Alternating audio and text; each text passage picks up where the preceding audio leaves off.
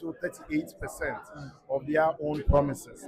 They promised modern fish landing site, never got materialized. They promised that they were going to pay cocoa farmers 3,600 per 64-kilogram bag of cocoa. Down the year, they decided to review it unilaterally and pay them 2,500. At the time that many Ghanaians are grieving, at the time that you have high cost of living, the skyrocketing utility tariffs, we couldn't have one white to even meet the president.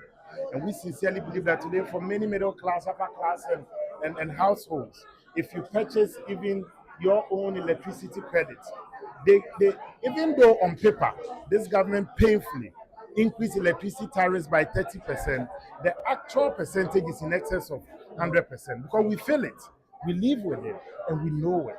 So I believe that there's a lot to be discussed, and then we will take our time to deliberate on these matters as part of the SONA.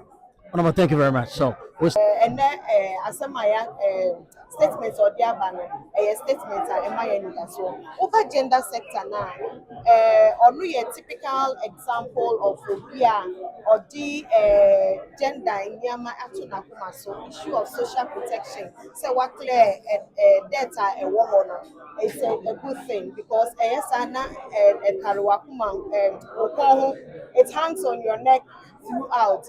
But this time, no, he took some pragmatic steps strategically, and we've been able to clear all the debts around issues of social protection, school feeding, and I leave. Get you up to date. I'm no, say 100 cycle.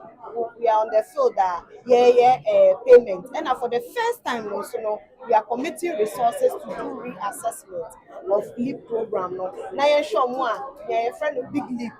The baby on free leap, on any juma, and almost situation I improve, or be free ho, now or vulnerable for one reason or the other, no, almost so about. And see, a lot of things are going on now. It takes a lot of focus for a leader to do that. We are trying firm, dedicated, committed leadership. And nothing there, we are better than the policy on Galamsey.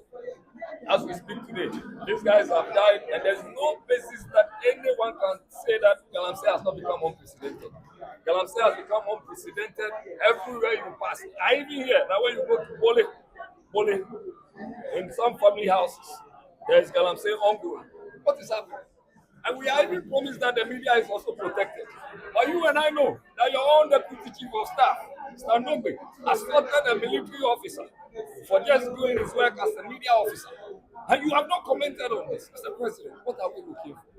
What is happening to the state called Ghana? Cocoa farmers are dying, they are crying, they cannot take care of their medical bills, they cannot pay their children's school fees.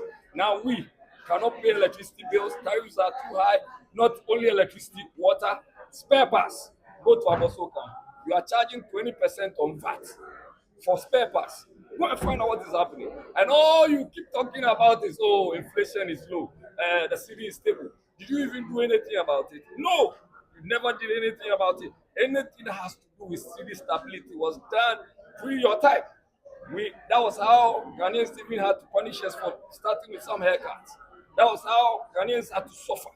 We took the very strong decisions. And you know one thing, Mr. President, I've always been excited that you were never the president during COVID, because people would have just died, people's lives would have been lost. You would not have seen the need to even go around it, and people would be complaining. Our homes may be empty. We thank God that Nana Dodanko Akufo-Addo was then the president. He had the heart of man and of God, and he saved a lot of people by bringing a lot of support to the Ghanaian people.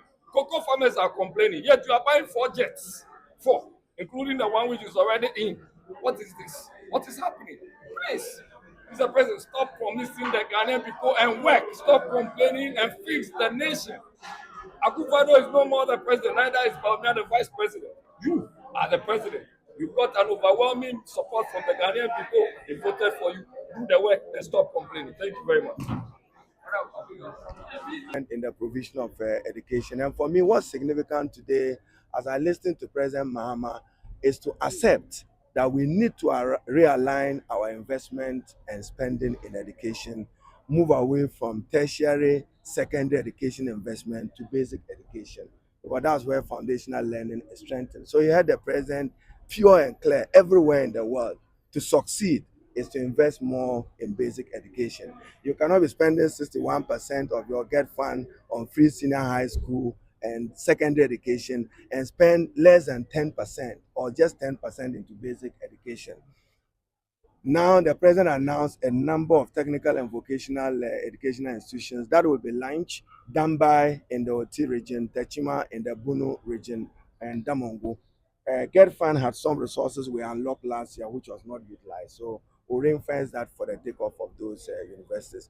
And then also, more importantly, the establishment of the TVET Fund to address the growing youth unemployment. So I just came to show solidarity. I'm still not fit yet, but thanks to all the Ghanaian people and to the media people for the love and care you have demonstrated and shown to me since. Because we saw that inflation at the time the IMF program was signed, 52, it halved by 2024, and so we did not expect tariffs to be higher. The depreciation of the cedi by the time we signed the IMF program was about 50%. In 2024, it came down to around 20%. And so there was no need for electricity tariffs to go. That is why cumulatively, you saw only 3% increase in tariffs. And that happened in the second quarter of 2024. But when we are being told that the economy has stabilized, inflation is below 10%, the cedi has appreciated, what do you expect tariffs for electricity to be? They are supposed to go down, yet they have been slapped with 25% cumulative increase. Is that the way to be honest with the Ghanaian people? And the president said they are doing well. It's dishonesty. It's dishonesty. You should ask them why the factors that determine tariffs have shown that there should be a decrease in electricity tariff, and yet we saw such a huge increase in electricity tariff. Ask them why they did that.